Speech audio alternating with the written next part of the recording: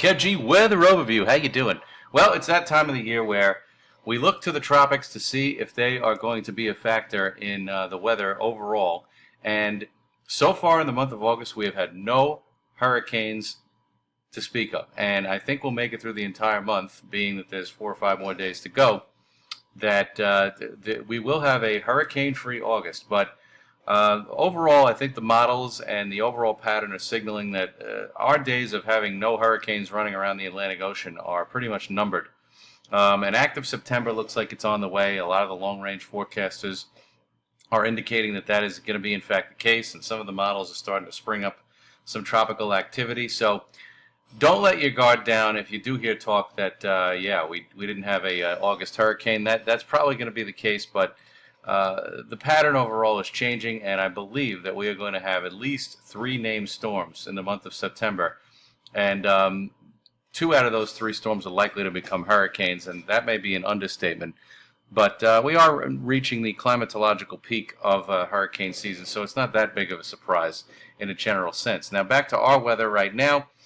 We have a mini heat wave that is going to transpire. If you think today was hot, guess what? The next 2 days are going to be much hotter.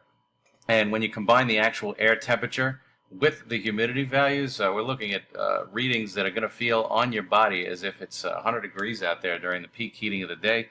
That's why there's a heat advisory up, and in some places there's an excessive heat warning, but that's for the inland valleys of Connecticut.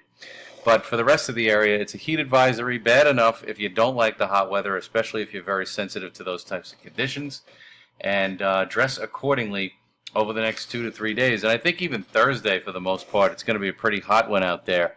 If we back it up just a little bit on the model here, courtesy of Tropical Tidbits, we notice that the high pressure is off the South Carolina coast. It's in a perfect spot to give us 2 to 2.5 days of very hot and humid weather, especially considering the fact that our normal temperatures for this time of year are supposed to be around 80 degrees. We are, in fact, in late August, so we are well above normal. Some records are going to be challenged. Record daily high temperatures are going to be challenged over the next couple of days as that high pressure works off the coast. And by Thursday morning to Thursday afternoon, we still have another hot day, but showers and thunderstorms work their way through, and this cold front moves on through with those accompanying showers and thunderstorms, probably earlier in the day rather than later at this point, but a difference of a few hours might skew everything. But Thursday is the big day for activity.